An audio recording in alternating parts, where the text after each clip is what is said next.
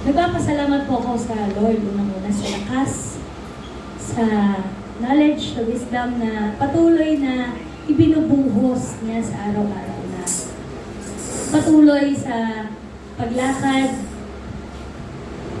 sa paglakad ko sa mundong ito na kasama ko ang Panginoon.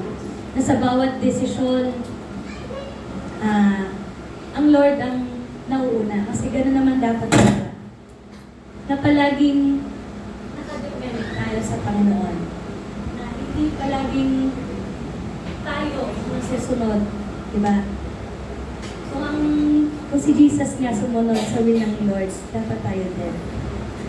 Kaya nagpapasalamat po ko na patuloy na iniingatan ng Panginoon, hindi lamang ako, kundi yung anak ko po at si Paul na bumabiyahe gabi-gabi, ng trabaho, lakas niya, di ba, na talaga naman pong kumakayod para sa 10. Dahil ang kanyang anak ay anak ng kontraktor. Yan po, patuloy na pasalamat sa Panginoon na sa buhay namin, hindi siya nagkukulang. Na palaging umaapaw ang biyaya kahit sa mga maliliit na bagay. Alam ko na laging umaapaw ang pagmamahal at biyaya ng Lord sa buhay namin. Kaya maraming salamat, Lord, talaga. The best ka talaga, Lord, di ba? Sa buhay natin, laging the best. Lord. Ayan po, baka po meron pa gusto mag-share ng kaniyang pasasalamat. Yan. Na ating Ayun po. Yung testimony ko po baka mabuti ng tungo sa akin. Kidding aside po, nagpapasalamat po ako sa Lord sa sa akin through my journey sa college ko po. Last month po, nakaraos na bilang college student. Lord to God na sobrang nagpapasalamat dahil nakayanan ko yun. Hindi siya madali pero kasama ko si Lord sa lahat ng sa college ko. And ngayon po, kung napansin niyo po, wala po ako ng mga nakaraan. Kasi sa sarili ko, kung pressured ako sa adulthood ba tawag yun? Kasi hindi ko alam kung kakayanin ko yung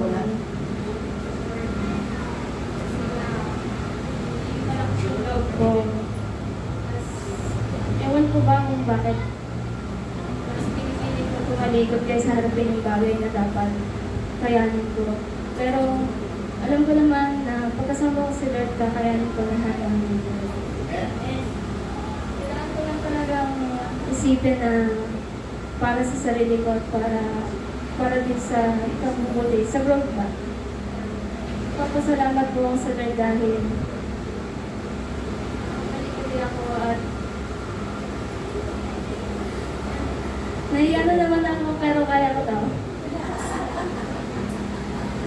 Talaga akong tao pero pinipilit kong harapin yung fear ko and ipakita na kung ano talaga dapat yung gawin. Kaya, papasalamat po ako and sana may pag-ibig na sa akin kasi bago 1 month na nung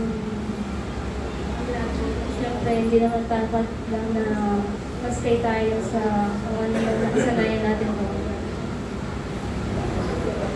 Talaga yung dapat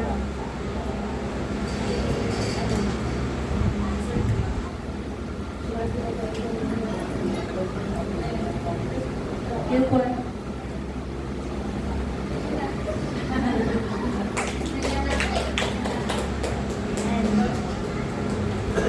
nahiya na si Ate Bebe, pero we remind you na nandito kami to pray for you. Nandito kami to remind you that the Lord is good and the Lord will always be with you. Palagi mo siyang makakasama. So, never let the fear take control sa buhay mo. Let God be in control, di ba? Ayan po. Baka po may gusto ka mag-share ng kanilang testimony. Amen. Kung wala na po, inahiyahan po ang lahat na tumayo. And let us welcome ang magdadala po ng salita ng ating Panginoon today, Pastor Eddie Tubera. Amen.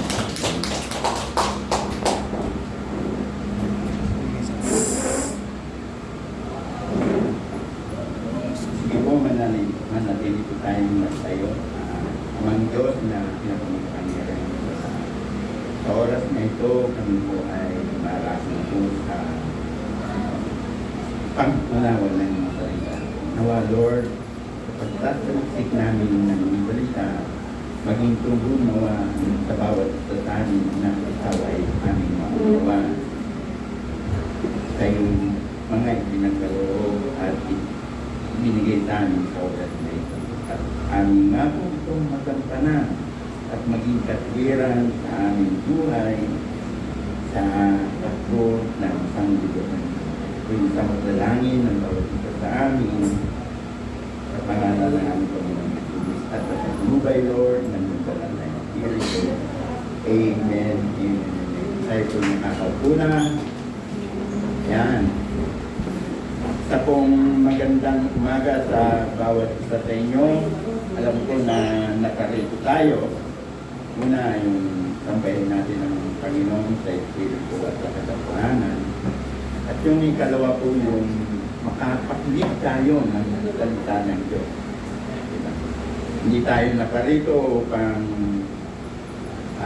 magsaya o magano, kundi upang maalaman natin ang tunay na kahulugan na sinasabi ng ating Diyos sa kanyang salita dito po sa kanyang salita.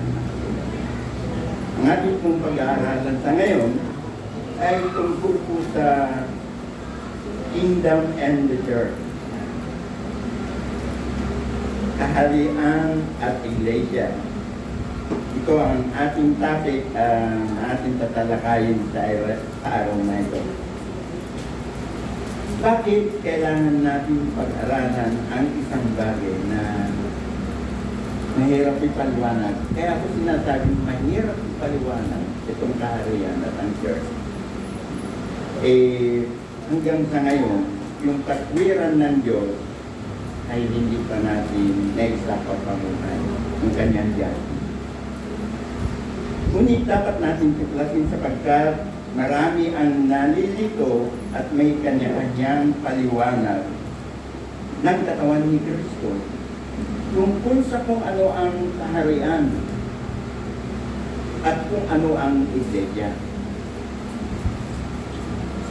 Sila ba ay magkasing hulugan o sinanimos? At dahil dito, ang tamang katwiran ay di natin maipaliwanag ayon sa adhikain ng Diyos. Kaya po natin maipaliwanag. Marami na po akong nakakasalumuha at lumupunta pa sa church kung sila po daw minsan may pastor pa, may mga leader. At pag tinanong ko yung tungkol sa kaharian, ang alam nila kaharian ay yung kaharian kahit ibulon. Kasi pag sinabi mong Kingdom of God, usually ang pumapasok sa atin ay yung kaharian na sinasabi ni ibulon. Kaya napakahirap nilang, hindi nila may paliwanag ayon sa adhikain ng Diyos. Kaya nais kong simula ng pag-aaral na ito sa pagsasaliksik. Bakit kailangan natin alamin at pag-usapan na kung saan ay isang napakahalagang pahayag ni Jesus? At ito nga ang kaharian. Tingnan niyo po yung sinabi ko dyan. Ito ay isang napakahalagang pahayag ni Jesus. At yung kanyang pinapahayag ay tungkol sa kaharian. Kalimitan po na pag tayo ay nagpapahayag o nag-i-preach o gusto nating ihatid sa mga tao ang salita ng Diyos. Karamihan po, tayo po ay nagkoto doon po sa sulat ni Pablo. Hindi ko man po inaano yung sulat ni Pablo dahil ayon sa Acts 9, isa rin si Pablo na binigyan ng Espiritu Santo upang makilala niya ang ating Panginoon. Pero pagdating doon, usually, ayon lahat kay Pablo ang ating pinatalakay. Kaya pagdating sa kaharian na sinasabi ni Heso Kristo, hindi na po natin maipaliwanag sa tao kung ano yung talagang adhikain ng Diyos, kung bakit binabanggit niya itong kaharian. Diba? Pag sinabi ko sa iyo, sige, ang ating pag-aaralan ngayon ay tungkol sa kaharian. Wala nang makapagpaliwanag. Kahit lang isang meaning lang, what is dominion? Yung sinasabi sa Biblia. Hindi na nila may ipahayag kung ang tunay na adhikain ng ating Diyos. Kaya po napakahalaga na ating pong salstikin kung bakit kailangan natin alamin at pag-usapan na kung saan ay isang napakahalagang pahayag. Ito po yung sinasabi ko, napakahalagang pahayag ni Jesus. Dito po, wala po tayong tatalakayin dito, kundi yung napakahalagang pahayag ni Jesus tungkol po sa kaharian. Hindi po natin pag-usapan dito ang tungkol sa mga sinulat ni Pablo. Tungkol lang po sa kaharian. Okay? So, narito po ang ilang puna sa kaharian. Okay, number 1, opinion. Yan. Ito po yung mga puna at na ating makikita sa kaharian.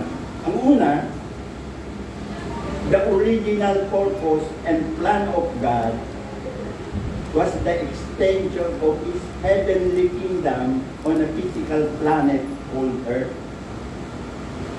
Dapat nga kung gusto kong makita, kung ko sana yung whiteboard doon para may pakita ko Kasi pag sinabi mong the original purpose and plan of God was the extension of His heavenly kingdom. Pag sinabi mo kasi heavenly kingdom, ito po yung pinakamataas na langit. Hindi po ito yung nakikita natin o ano man lang. Pero pag sinabi natin yan, parang bang ang langit nandiyan lang. Pero pag yung pag-aaralan talaga, ito yung pinakamataas. Di ba? The highest heaven, sabi niya nga pinakamataas na langit. So we cannot see merely by our eyes yung langit na yun. Kaya mahirap ipaliwanag kasi unang-una hindi mo nakikita ang langit. Ang nakakaalam lang nun ay yung Ama at ang ating Ama at ang ating Panginoon na si Kristo dahil dun siya galing. Okay? Ang tunay na layunin at plano ng Diyos ay ang i-extend of His heavenly kingdom on a physical planet called Earth. That God original purpose. Yan, ito. Pag-usapan din natin ang purpose. Ang purpose at saka plan, pag sinabi mong purpose, yung purpose mo hindi na muling magkakaroon pa ng kamalian. Yun na yung talagang purpose mo.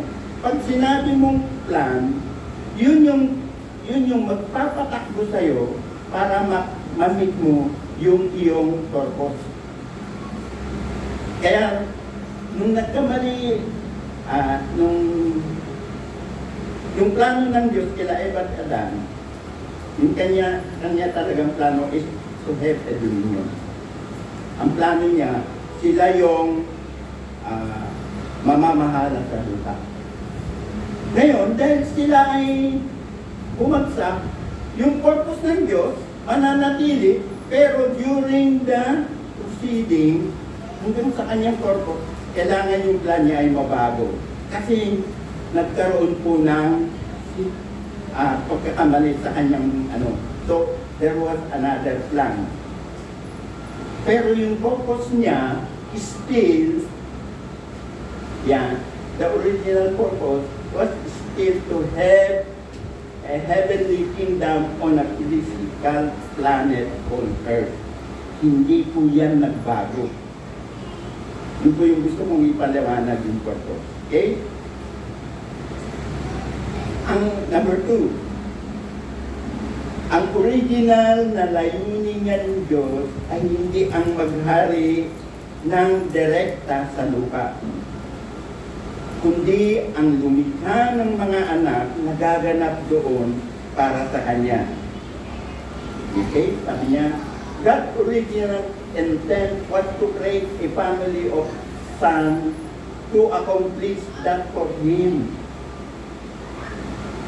Kailangan niya ng mga anak, tayo na ngayon, para yung mga layunin niya doon sa na direktang gaganap sa lupa, tayo, kasi nga sabi ko nga, ang Diyos ay nasaan?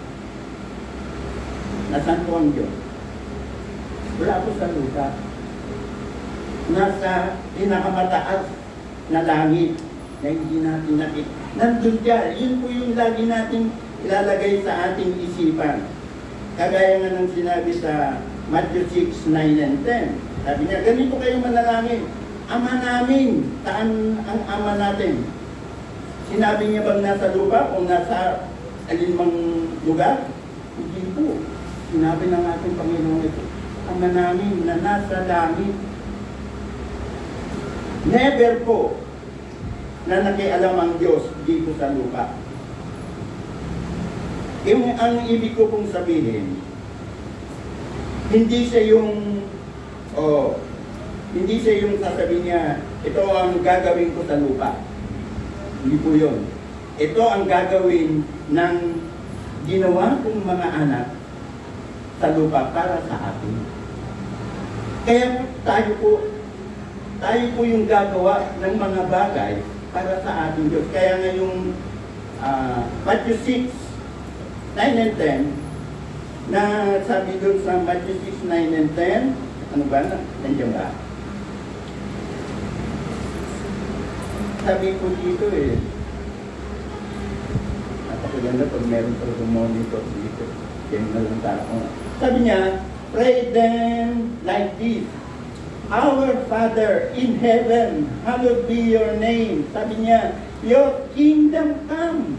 Nandun po yung kanyang kaharian. Hindi po bumaba dito sa lupa. Ngayon, your will be done on earth as it is in heaven. Yung heaven, tayo na po yun. Tayo na po dito ang mga ngasiwa. Yan po yung talagang pinakaplano ng Diyos. Hindi ako manakialam sa inyo, kayo mga ngasiwa dyan, na gawin ninyo na kung paano ginagawa ang nasa langit, yung mga nababasa natin sa Bible, gawin ninyo ito para sa akin.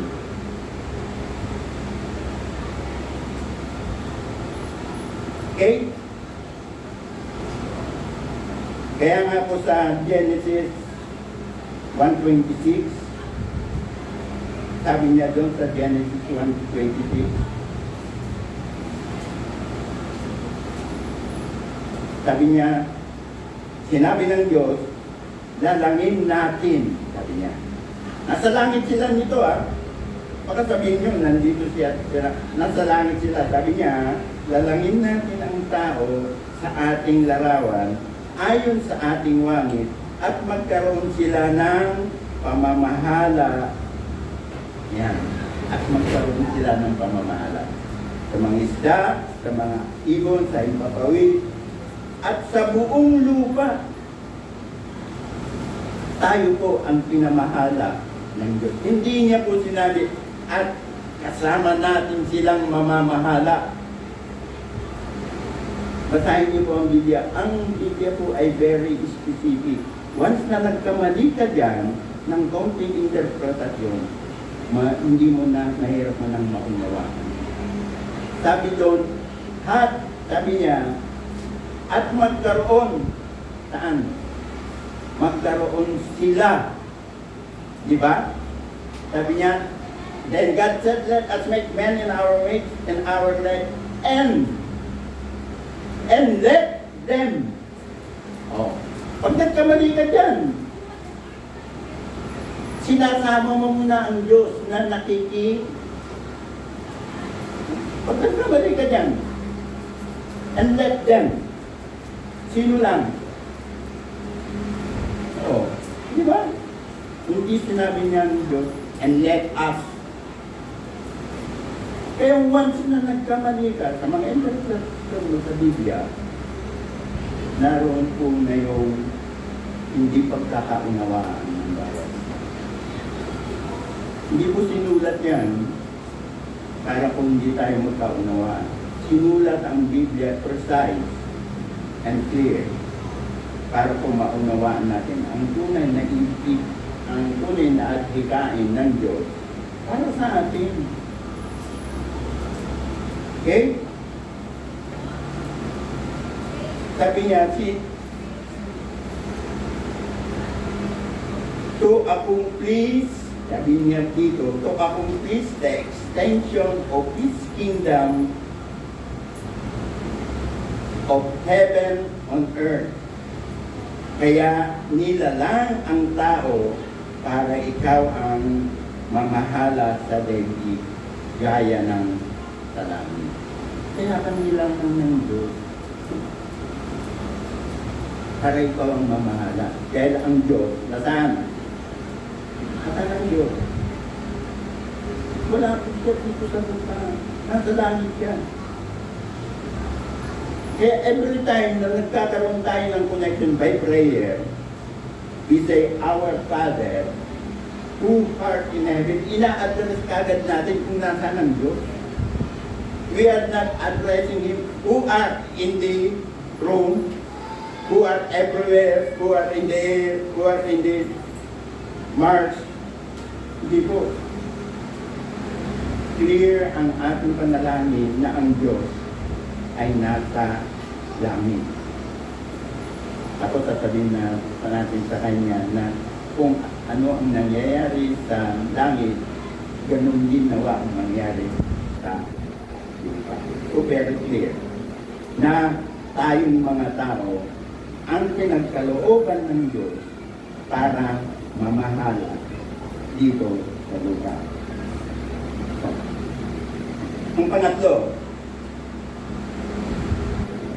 ang pangatlong pamamaraan ng Diyos, sinabi ng Diyos, kayo'y magkaroon ng mga anak at magpakarami.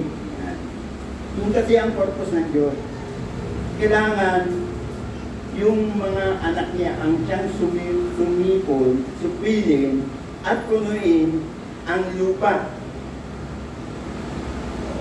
Kailangan maging marami tayo. Upang matupad ang layunin ko sa lupa. Kailangan punuin ko ng tao to ang lupa. Para matupad ang layunin ko. Okay? Sabi niya, God's strategy was to fill the family of children with His Spirit so that they would stay connected to heaven to, ano po yun? Dominate earth. What is dominate? To rule, to govern, to manage. Yan po yung ibig sabihin ng dominate. Kayo yung mag-rule, kayo yung mag-govern, kayo yung mag-manage dito sa lupa. Tayong mga tayo napilan niya ng Holy Spirit, sapagkat yung Holy Spirit ang siyang magiging connected sa ating sa Diyos. Without the Holy Spirit, we never connected to the God. Okay? Sabi nga, upang matupad ang layunin ko sa lupa, at sila'y binasbatan ng kanyang Espiritu, upang laging konektado sa langit, sa pamamahala sa lupa. Sa Genesis 1:28, sabi niya, Genesis 1:28, then God said, let's make man in our own, and God blessed them, and God said to them, be fruitful and multiply, yan na po yung dominion, and fill the earth and subdue, and have dominion over the peace of the earth, the sea, the birds, heaven, and over every little thing that moves on the earth. Yan po yung sinabi niya dito. Kaya ang susi ng karayan galing sa lupa para magkaroon ng konektado ay ang banal na Espiritu. Yun po yung susi. Espiritu. Kaya napakalaga yung Espiritu, banal na Espiritu. Isa nga, meron dito ng tuloy.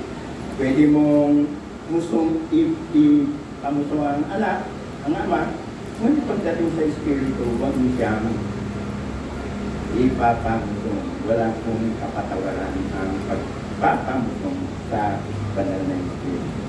Number 4, ang itinakda ng Diyos na ipinagkaloob sa kanyang mga anak, ang unang assignment, yan, ang unang assignment natin, our mission. Tama ba yun? Assignment is mission.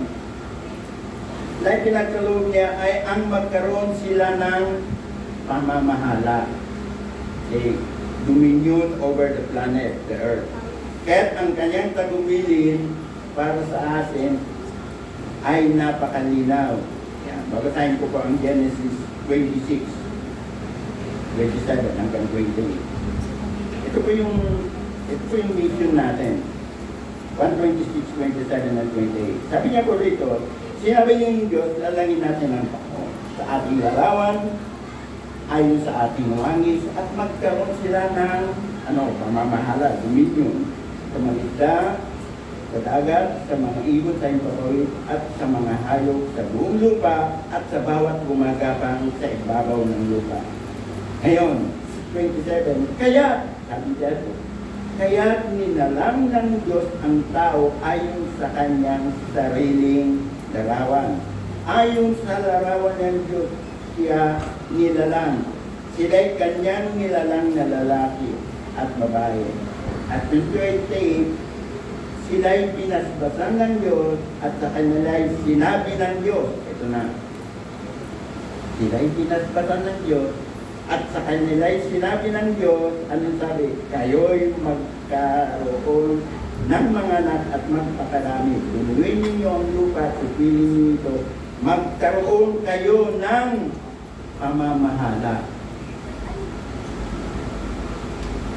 Never po talaga na itinadawit ng Diyos yung kanyang sarili sa pamamahala sa lupa. Yun po yung unang isipin natin. Tayo po talaga ang mamamahala.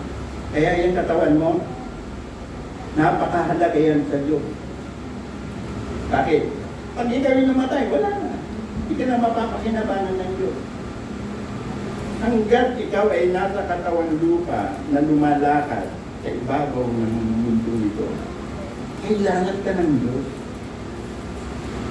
Kailangan ka. Hindi lang man sa anumang maraming kaparaanan kung paano ka magagamit ng Diyos.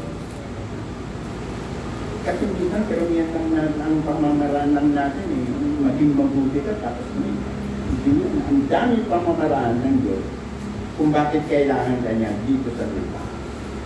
Kagaya ni Sister, Merero, na nakita ko sa kanyang Facebook. Graduate na yan. Graduate na ba yan, sis?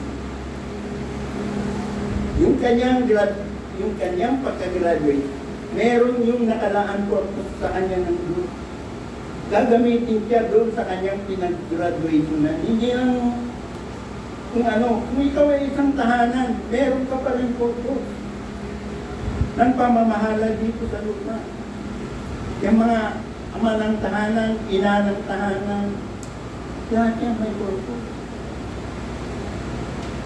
Kaya nga sabi niya, at magkaroon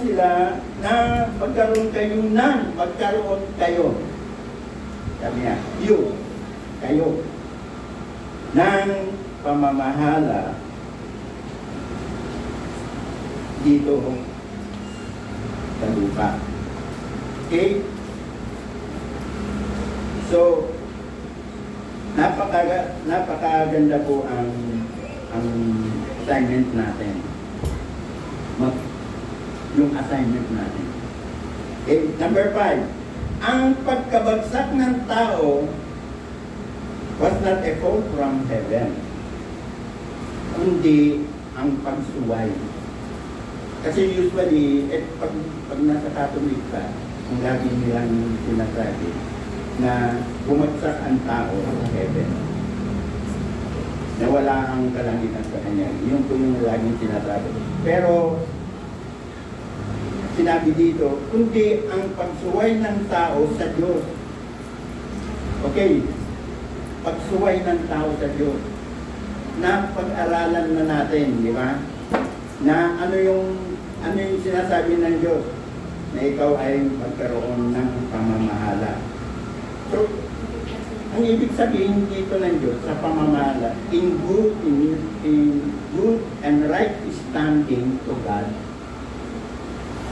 Yun po yung, kasi ang Diyos ay isang holy. Kaya yung mga sinasabi niya is all about holy. Kaya nga ang sinasabi niya dito na magkaroon siya ng mga family, children of God, which means a good right standing to the Lord. A right standing, good and holy. Yun.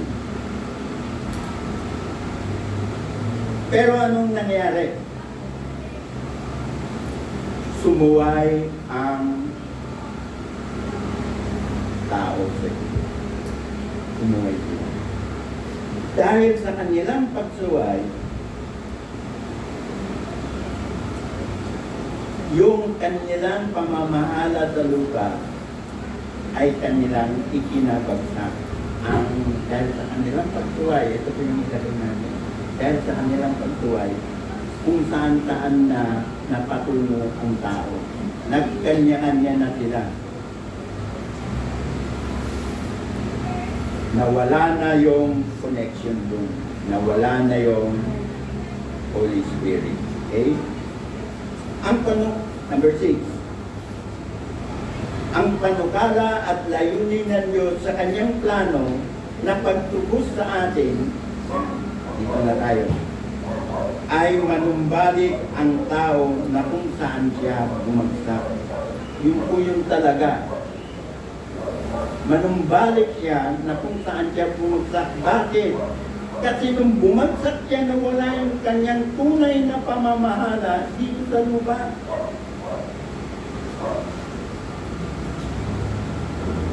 From where he fell from.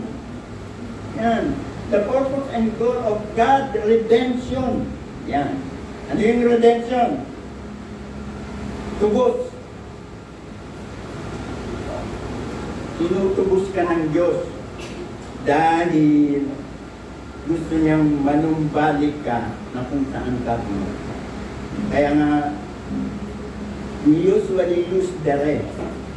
Redemption, restore. Pag linagyan mo kasi yung isang sentence ng rest, may tawag sila dito, prefix words, ibig sabihin, nanggaling ka na ron. Diba? Nanggaling ka na ron. Pag sinabing restore, na-stop, dati ka na nandun. Ngayon, pinapabalik ka lang ulit. Yun po yung mga meaning ng kung bakit linalagay ng Diyos ang rest. Bear in your mind na pag sinabing may nakita kang rest sa mga English, ibig sabihin doon ka nagaling. Nanggaling ka na doon. Kaya lang, ang ginagawa ng Diyos ay mabalik ka ulit kung saan ka bumagsak. So, from where he fell from, ang tunay na rin ng Diyos kung bakit niya tayo tinutubos, redemption plan, was and is to restore the family of children, mankind, back to where they fell from. Saan sila bumagsak? Where they fell from?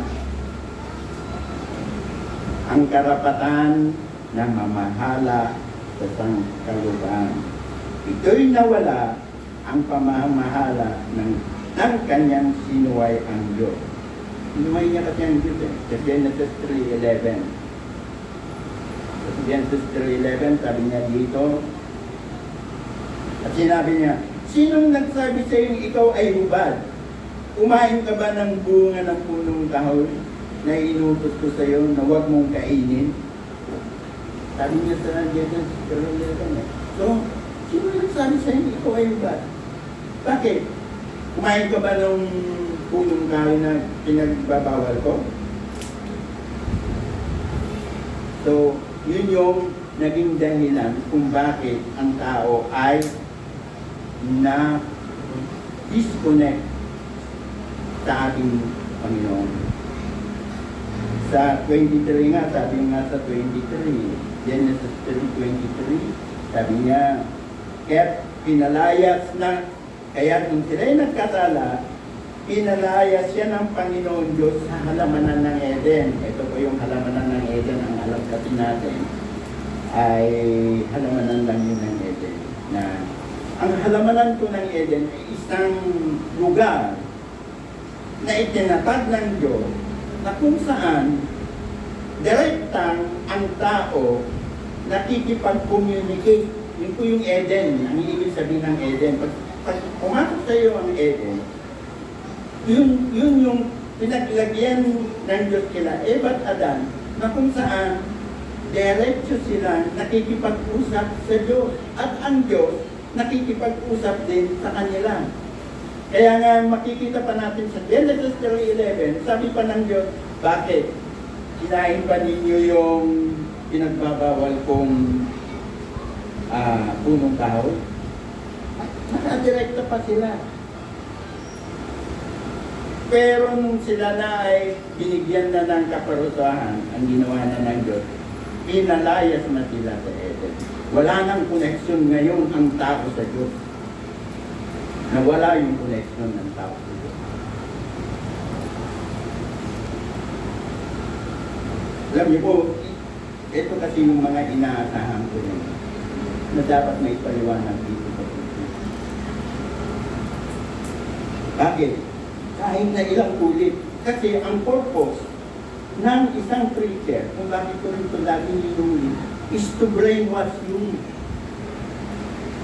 Para pag ikaw ay nag-preach ng ibang nagaling kay Timothy o kay Pablo ng mga preaching, pag inisip mo to, madali mong maintindihan yung iyong sinasabi. Kaya nga pag ako nag-preach, dati kong sinasabi, pag sinabi, yung mga sinasabi natin na ang Diyos ay mabuti, ang Diyos.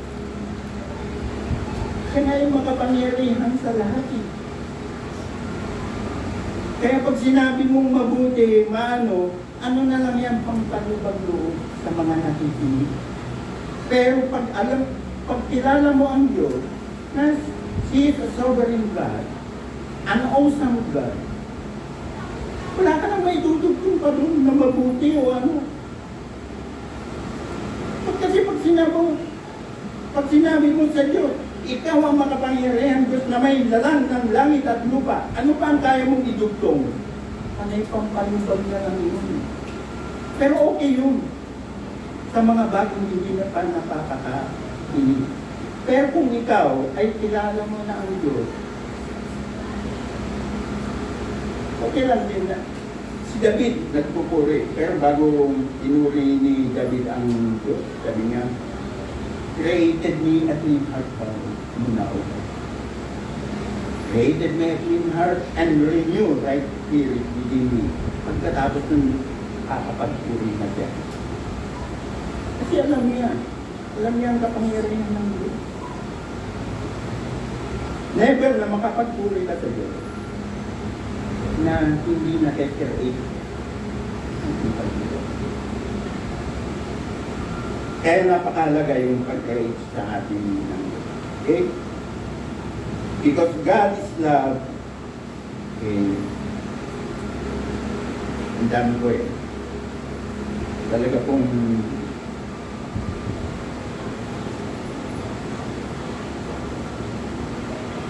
so, number 2 sabi ko, God is strategy for restoring the dominion was to come Himself. Because God is love, sabi ko kanina, because God is love, God strategy, ito po, meron ba dyan sa number 7?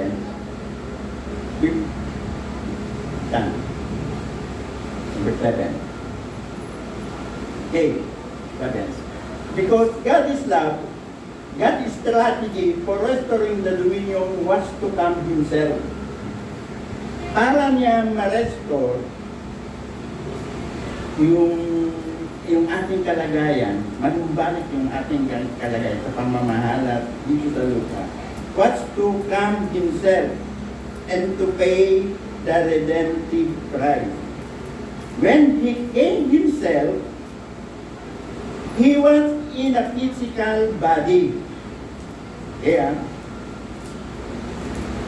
And the body was called Jesus. Kailangan ang makapunta dito ang Diyos by Himself. Okay. And the body was called Jesus. But the spirit on the inside was called Christ. So meron po ditong dalawang nagmamanifest. Isang katawan ni Kristo, ay isang katawan ni Jesus, yung katawan lupa, Jesus, at yung nasa kanyang loob ay ang Kristo, which means the Spirit. God came in Spirit. God came in Christ to reconnect, to restore man back to dominion. What is the key to man dominating the earth for God? What is the key?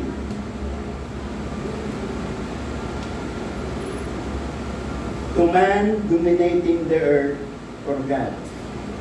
Ano yun po yung key? Can anyone tell me kung ano yung key na yun? The Holy Spirit.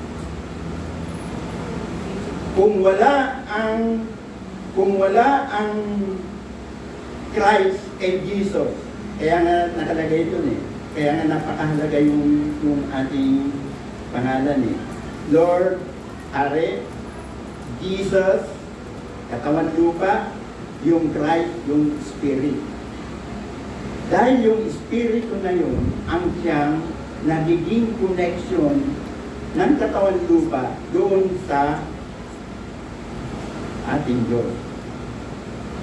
Dapat dapat ito may sulat ko Yung banal na Espiritu na nakay Christ, na nakay Jesús, yun po yung talagang nagpo-connect doon sa ating Panginoon, doon sa ating Panginoong Diyos. So the Holy Spirit, when man disobey God, ito na po, when man disobey God, the Holy Spirit led the spirit of man. Kung nagkatala ang tao, the Holy Spirit led the spirit of man, which means that heaven was no longer connected to earth. Kung babasahin po natin ang lumang Old Testament, lagi pong kumakausap ang Diyos ng isang tao, katulad ni Abraham, o ikaw Abraham, ikaw Moises. Hindi lahat.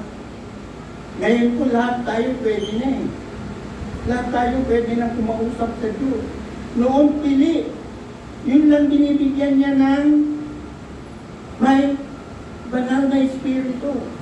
Kaya si Moises, connected because of the Spirit of God is in him.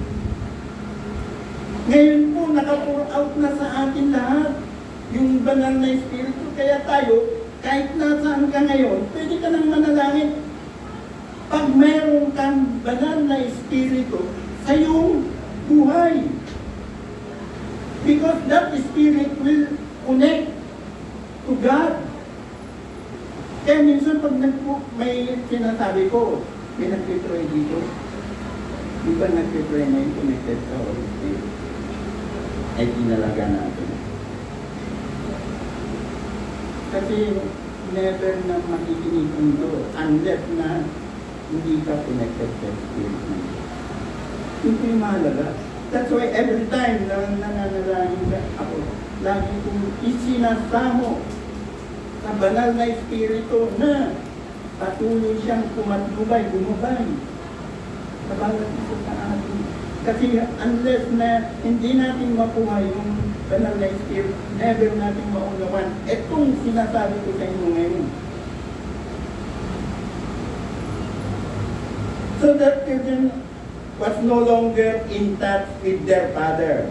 So they could not carry out their father's instruction or desire. Because they did not have a connection with the Father. So, the ultimate goal of the assignment of Jesus, ito. What is the ultimate goal of the assignment of Jesus? Was to reintroduce the Holy Spirit back to the man. Kailangan niyang ma-introduce yung banal na Espiritu na bumalik muli sa tao. Ang problema, meron pong problema. Ang problema, the problem with that plan is that the Holy Spirit is holy. Ang problema kasi, yung banal na Espiritu ay banal. Diba? And the man, the children are holy now and you cannot do else. At yung tao, dahil sila ay nagkasala, they are not connected. Yeah. Kasi yung banal na Espiritu, hindi siya mananahan sa taong makasalanan. Kailangan niyang maging makasalanan. And you cannot put a Holy Spirit into an unholy vessel. So God has to make the unholy vessel holy again, so He can put the Holy Spirit back into the holy vessel. Yun po yung solusyon na yun. Kailangan niya, kaya pumunta dito ang ating Panginoong Jesus upang i-introduce niya yung banal na Espiritu. Kapagkat yung banal na Espiritu in short, hindi siya pwedeng manirahan sa unholy vessel. Kaya kailangan ng ating Panginoon na maging holy ulit yung mga anak ng Diyos para yung banal na Espiritu ay makapanirahan sa kanila. Okay? To do that, He has to clear the children up. Clean. He has to clean the children up. That was the necessity for the blood. Kaya na, kailangan na ng Diyos yung blood. Pag-aralan natin. Sa Leviticus kasi, without the restitution of blood, hindi mawala ang pagkakatalo. Sa Leviticus 17:11. Tingnan mo nga 17:11. Without the shedding of blood, there is no remission of sin. And if you are still in your sin, then you are unholy, the Lord says. And then, sabi niya, for the life of the flesh in the blood. Yan po yung covenant ng Diyos. And I have given it for you, on the altar to make atonement for your soul. For it is the blood that makes atonement by delight. Yan. Sa Hebrew 9 to Hebrew 9:22. Yan.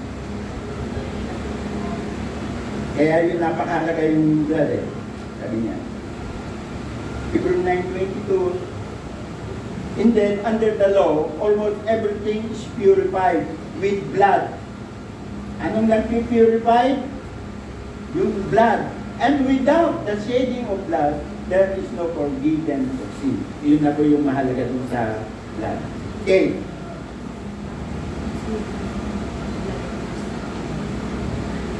So in order for God to make man his children holy again,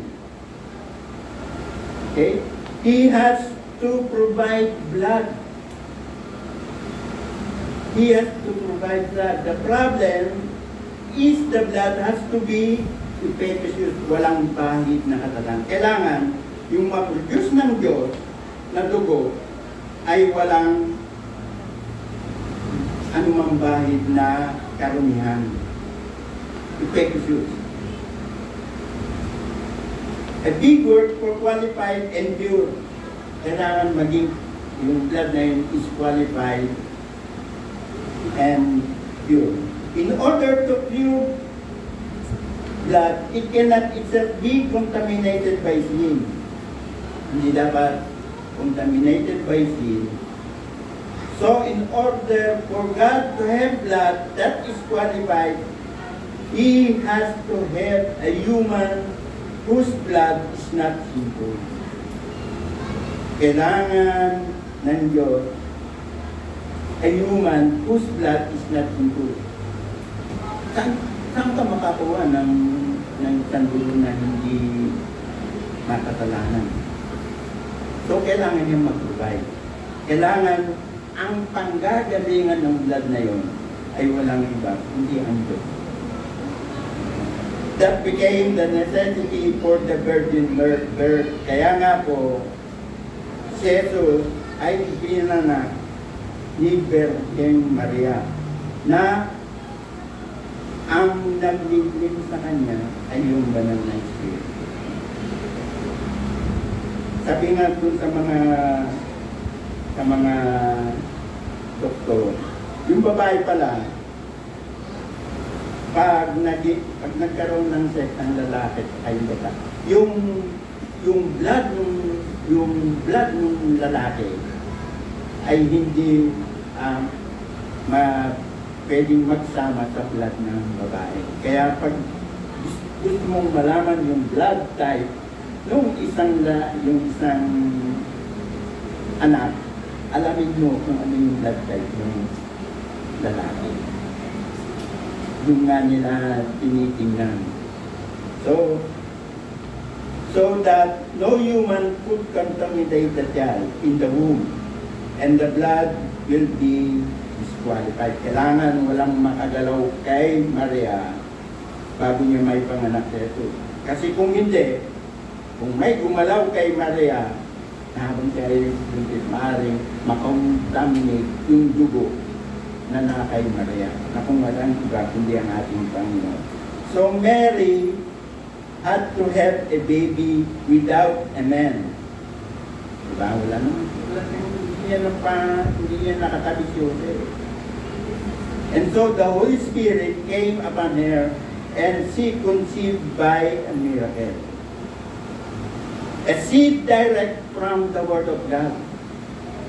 Yung nanggaling sa sinapupunan ng ating si Maria ay galing sa sinapupunan ng ating Panginoon. And that seed became a man. We call Jesus the Christ. Kaya po, yung dugo ng ating Panginoon, kung ating titingnan kung bakit walang bahid na dugo, dahil never na naki-interact si Mary sa human. Only God. Kasi ang Diyos ang siyang nag-provide ng dugo na yun. Kaya yung dugo na yun naging qualified para makapaglinis na atin. Dahil hindi po yung contaminated. Kaya pag sinasabi ng dugo ng dugo, pag tinignan mo yung history, talagang ang Diyos ang nag-provide ng dugo para pantubo sa atin. Okay? Naliwanag po yun. His coming to earth was not primarily to die on the cross. Yan. At dito na po tayo, karamihan nagkakaroon na po dito ng argument. Pag ito na yung pinag-aaralan. His coming to earth was not primarily. Pag sinabi mo, hindi po yan ang pangunahin niya na siya ay mamatay sa cross. Kaya napag-usapan natin ang dugo. Kaya lang nagkaroon ng dugo dahil kailangan ng ating Panginoong Diyos na yung dugo na yun ay not contaminated, kundi galing talaga sa Kanya para ito ay makapag-ligtas. Okay.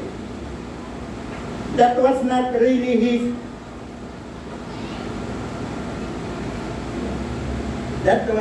really or goal. And that's why we get to talk back about the subject of what He came to do. Hindi po yun talaga ang primary aim ng ating Panginoon Jesus na siya ay mamatay sa krus ng Kalbaryo. What did man do?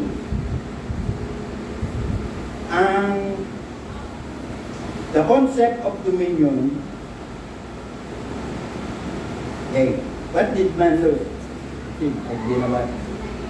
Ang nalus ng tao ay yung kanyang pamamahala sa dominion. Nawala yung pagka-dominion niya rito sa lupa. To lead, to control, to rule, and govern. Yan po yung concept ng dominion. Para siya ay mamahala, para siya ay mag-control, to rule, and govern. When God created us, His children, mankind, His intent and motivation was for you to be a governor, a ruler, a controller, a master to lead over the planet Earth. In Psalms 115 verse 16, sabi niya, in Psalms 115, ito po napakagandang napakagandang ilagay natin sa ating sabi dito. Ang mga langit, okay, the Lord's heaven at the Lord's heaven. But the earth, He has, anong sinabi niya? But the earth, kanino niya binigay? Diba? Binigay niya. Binigay ko na yan sa'yo, bahala ka na. Diba ganon? Hindi niya sinabi, binigay ko yan sa'yo, pero ako pa rin ang nagmamayari niya. Yung authority. Sabi niya nga dyan ang mga langit ay mga langit ng Panginoon. Sa Kanya lang po yun. The highest heaven belongs to the earth, to the Lord. But the earth He gave to the children who happens to be men. God is heaven territory where earth is man territory. Yun po yung mini-message ng Psalms 115. When Jesus came to earth, He made some statement about His intent, what He came to do. Yan na. Pupunta na po tayo kung ano talaga ang pinarito ng ating Panginoon. Okay? Sabi po sa Matthew 4:17, this is the first public statement of Jesus. His first declaration was His mission statement. Verse 17, my mission is to change your mind, your thinking, because a kingdom from heaven is arrived. Yan yung mission ng Panginoon. Verse 17, from that time, Jesus began to preach. Ano yung preach? To declare, to announce Ito yung pinapahayag ko, ito yung ina-announce ko sa inyo. Unang pahayag niya, the first statement of Jesus. Nung siya ay tinusot, nanggaling sa wilderness para siya ay tuteng. Pagkatapos nun, pumunta na siya sa sangkatauhan. At ito na yung kanyang sinabi. From that time, Jesus began to preach, saying, repent, for the kingdom of heaven is at hand. Okay? Sa Luke 4, malapit na po tayong magtapos. Sa Luke 4, concerning His purpose for coming to earth,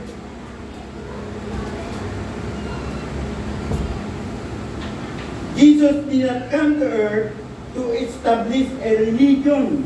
He didn't come to even preach. Calvary, come to preach the blood, as in verse 42 and verse Luke 4. Ayan. Naka 42.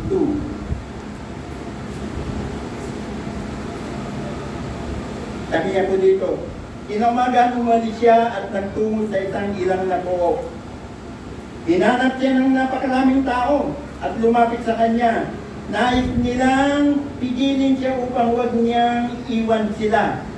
Subalit, sinabi niya sa kanila, kailangan ko ding ipangaral sa ibang bayan ang magandang balita. 43. Sa kaharian ng Diyos.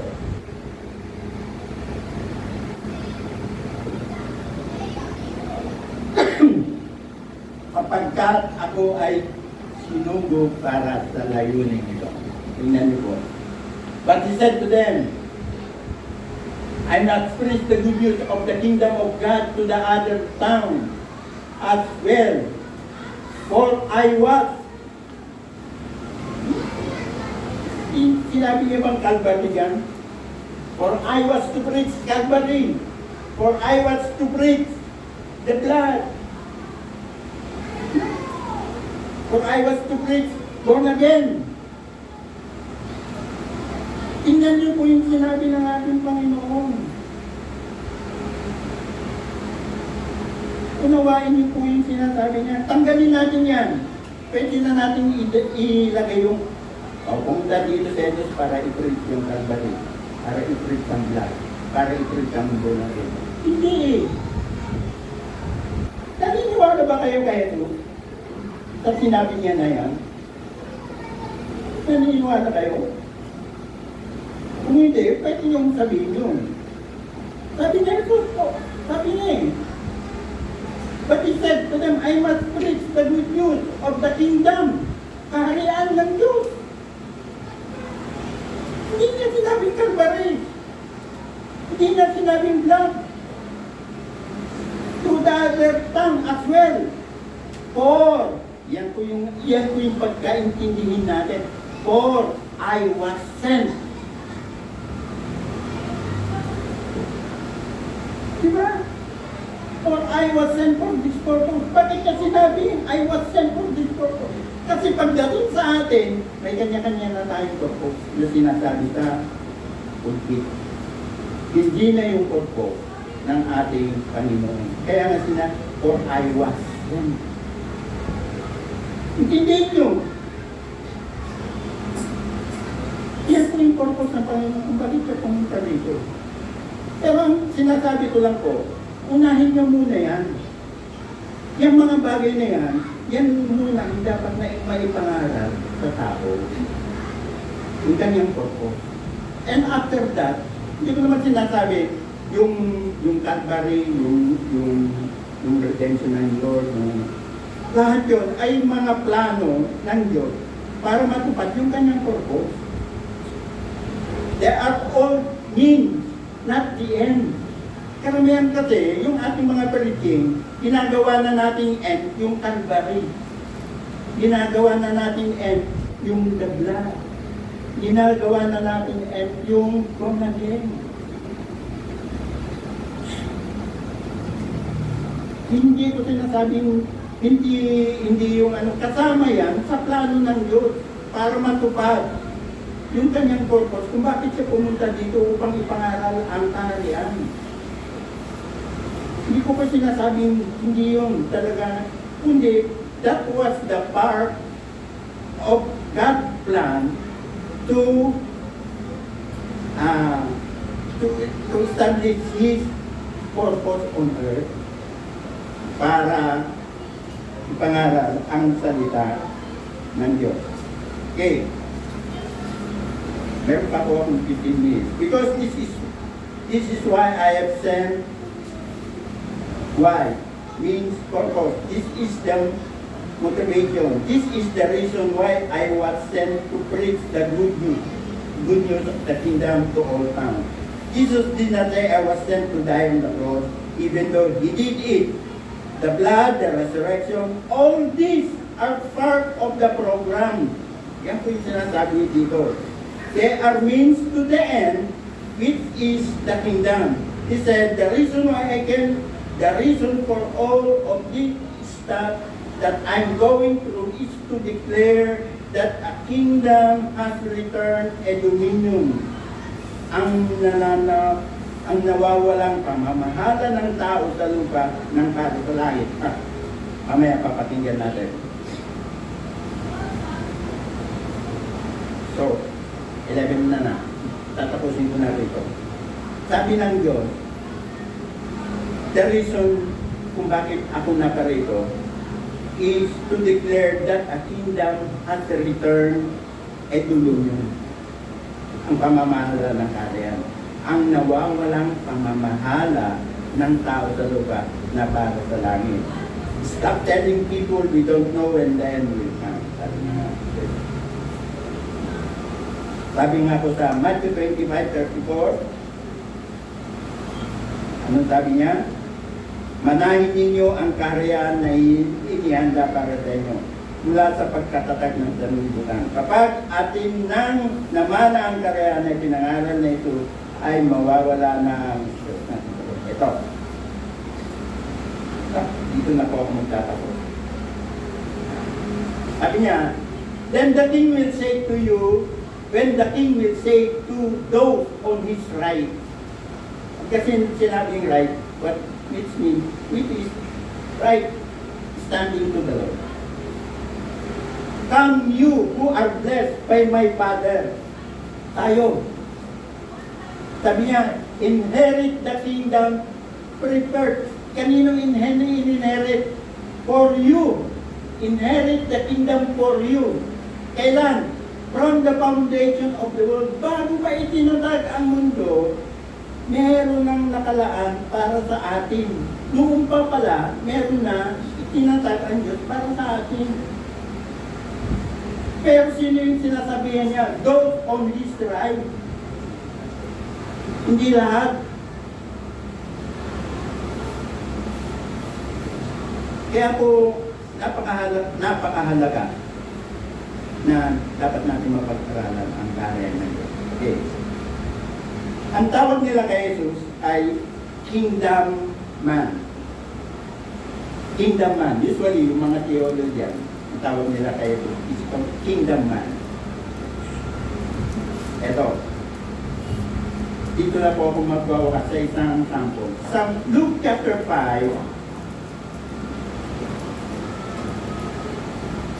sa Luke chapter 5, pasensya na po kayo kaunti na lang po. Pero napakaganda po itong hindi ko yata na wala na yata dito sa akin. Okay. By the way, kaya kong ipaliwanag yan. Sa Luke chapter 5, verse 4, sabi niya, and when he had finished speaking, he said to Simon, put out into the deep and let down your net for a catch. Ang pangyayari po na yan, usually, ito yung laging ipinipreach ng mga Christian. Put down your net into the deep. Yan na. Pero pag tinignan natin ang kabuuan ng kwento na yan, meron pong isang pangyayari na circumstances na hindi na control nila John, sino ba to? John, James, and Peter. Kasi kung ating titingnan po yung istorya na yan, sa Luke chapter 5, sabi ko dito sa verse 1, samantalang sinisiksik si Jesus ng napakaraming tao upang makinig ng salita ng Diyos, siya ay nakatayo sa tabi ng lawa ng Genesaret. Ito pong Genesaret ay isa po itong lawa. Lawa ng Genesaret. Nakakita siya ng dalawang bangka na nasa tabi ng lawa. Wala na roon ang mga mangingisda at naghuhugas na ng kanilang mga lambat. Lumulan siya sa isa sa mga bangka na pag-aaral sa mga hiniling sa kanya na ilayo ito ng kaunti sa lugar. Siya umupo at mula sa bangka ay nagturo sa mga tao. Nang matapos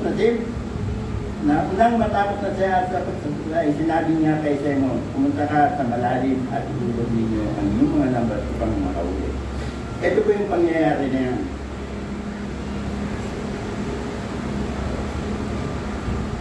Sila John, sila Peter, at saka si James ay bihasang mangingisda sa lugar ng lawa ng Genesaret, sa putong lawa. Sila John, si James, at saka si Peter, doon po lahat sila kumukuha ng kanilang mga pangangailangan pang-araw-araw sa kanilang buhay. Kaya every time na pupunta sila, pag nakatuwa sila, siguradong meron na silang para matubusan yung mga pangangailangan nila. Pero isang araw, isang gabi, nang sila ay umalaot ulit para mangisda, wala silang nahuli. Sabi dito, wala kaming nahuli ni isa man. Pag sinabing walang nahuli, kahit nadilis siguro wala. So yung araw na yun, naging malas, kumbaga sa atin ay malas. Malas, naging malas sa kanila yung araw na yun. Kasi wala silang nahuli ni isa man na isda. Yung po yung ibig ang sinasabi dyan. Kaya nakita ni Jesus, nung siya ay nangangaral ng kinaumagahan, sabi niya, Peter, gamitin ko nga muna yung bangka at mangangaral ako. So, siyempre, habang nangangaral ang ating Panginoon ito, dahil sinabi niya, si Peter nandun din, na nakikinig. Nakikinig si Peter sa kanya. Tapos sabi niya, ilayo mo konti sa yung bangka mo sa ilagay mo konti sa may dagat at may tubig at doon siya mo at nangaral. At nung pagkatapos niyang mangaral, sinabi niya kay Peter kagad, kasi alam na ni Jesus kung ano yung nangyayari nung gabi na yun. Sabi niya kay Peter, umarong ka ulit sa laot at gulong mo ang iyong lambat doon sa malalim. Yan. Kaya po naging tanyag itong word na to. Cast your net in the sea. Pero ang katotohanan niyan, kaya sila nandun, meron silang isang mga circumstances na hindi nila kayang mag-ulit. Ano man ang gawin nila, ano man ang kanilang pagsisikap, kasi magdamag eh. Siguro ilang beses silang nagpakahirap para makahuli man lang kahit na isa. Pero kahit na ano man gawin nila, hindi sila nakahuli. Kaya ang nangyari, yung araw na yun, bumalik sila sa pampan na isa man ay walang nahuli. Ngayon, sinabi niya kay Peter, pumulaot ka rin at ibalik mo, ilagay mo yung lambat sa malalim na lugar. Sabi ni Peter, ano na si Peter? Bakit nangatwiran si Peter? Sa inyong palagay. Kasi kilala ni Peter kung ano ang sitwasyon ng lawa na yun.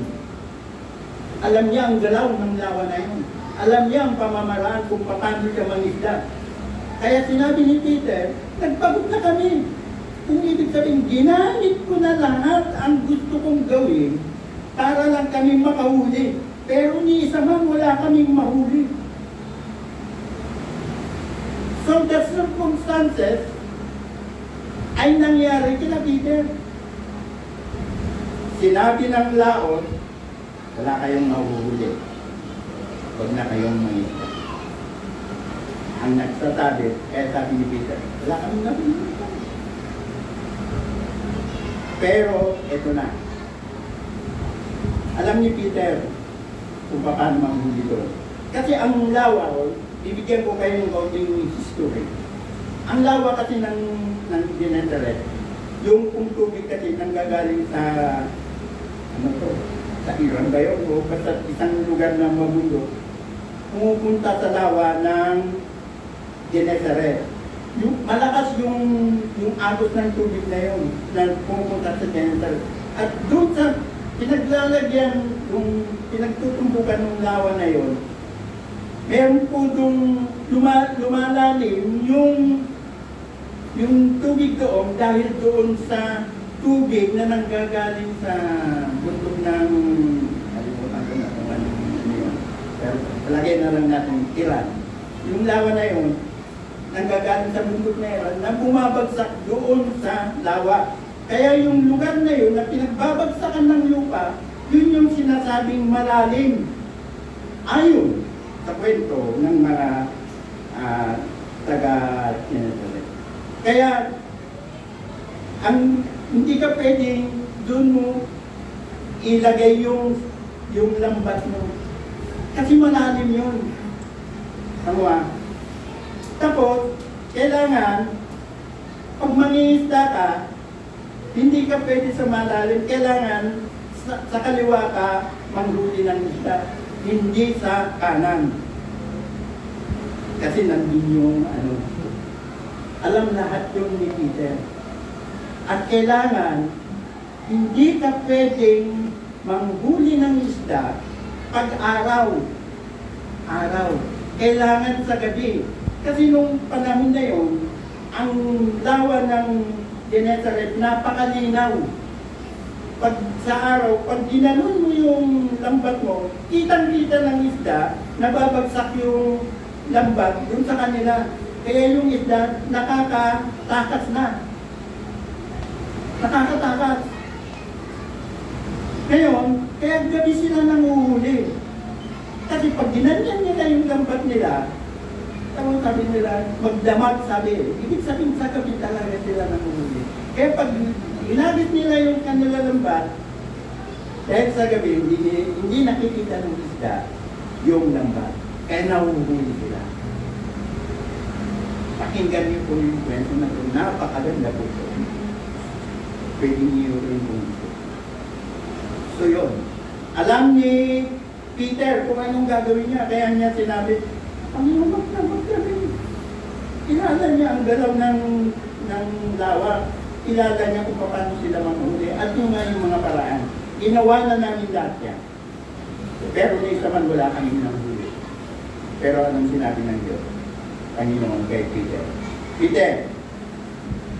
Sabi niya, unang-una araw. Sabi niya, tulinok lahat yun ng ating Panginoon. Kila Peter, hindi pwedeng mangisda ng araw. Kailangan sa gabi. Sabi ni Jesus, Peter, pumalaot ka ngayong araw na ito. May araw.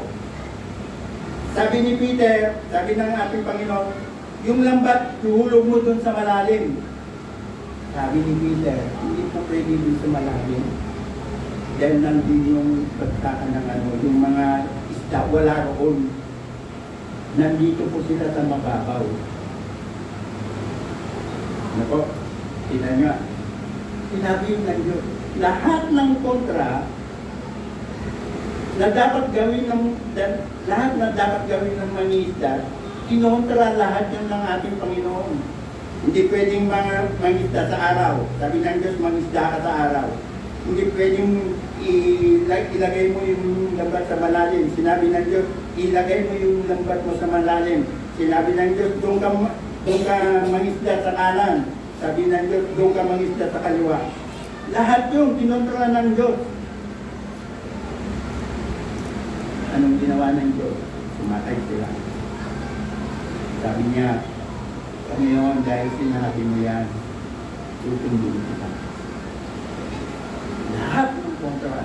Siyempre, nagtaka yung mga dahil marami din yung pinangaralan, nakikita sila Peter at Hannah. Ano itong mga ito? Mangingisda sa araw. Maring yun ang mga sinasabi ng mga tao. Walang nangingisda dito sa araw. Ngunit ba't sila nangingisda na ngayon? At pupunta pa sila sa malalim. Kasi natatanong nila yung sa laot Tapos, doon pa sila sa kaliwa, kung saan ipinagbabawal yung paglayag doon sa kaliwa. Pero kung anong nangyari sa circumstances na yun, ang circumstances kasi, hindi sila nakahuli, ni anuman, hindi na nakita. Ngunit, nang kasama nila ang kingdom man, ito yung sinasabi ko kanina, kingdom man, si Jesus. Lahat ng ipinagbawal ng tao pagdating sa ating Panginoon. Hindi siya naging a victim of the circumstances, kundi ang naging biktima ng circumstances ay ang earth. Nung ginamit nila yung isda, yung kanilang lambat, nagtanda punit-punit na puno. Meron pa nga kwento sila dyan tungkol sa mga isda Sabi niya, sabi daw mo kung narinig ko yung tinig ng Panginoon, ako unang pumasok sa lambat, ako muna, nag-uunahan. Nung marinig nila yung tinig ng ating Panginoon, nag-uunahan sila sa lambat. Na kahit puno na, nagtanda punit-punit na. Nagpupursige pa rin yung mga isda. Kaya nga nung hinatak nila, halos mapunit yung isda. Mapunit pala yung lambat. Bakit? Dahil nandun yung nagtataguyod ng kaharian ng Diyos. Nakuha niyo po ba yung kwento? Yung nagtataguyod ng kaharian ng Diyos ay naroon. Kapipilit niya lang yung kingdom of God sa tao. Hindi po yung ang palinit niya, yung blood, yung resurrection, o yung born again. Yun po yung gusto kong intindihin nyo rito. Kasi karamihan sa atin, lagi natin ipinagpipili. Pero ang Diyos ay pinagpipili niya yung kaharian. Dahil sa kaharian, meron kang pagpapala. Kaya nga niya ito sinampol. Peter, go into the deep and you will see the kingdom is working. Yun po. So, nawa nagkaroon po tayo ng pagpapanawa diyan.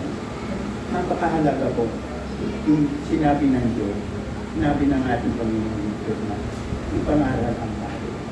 Ipangaral ang tao. Ang ibig sabihin ng ipangaral, hindi lamang po sinabi ang kaharian ng Diyos ay ganito. Wala na.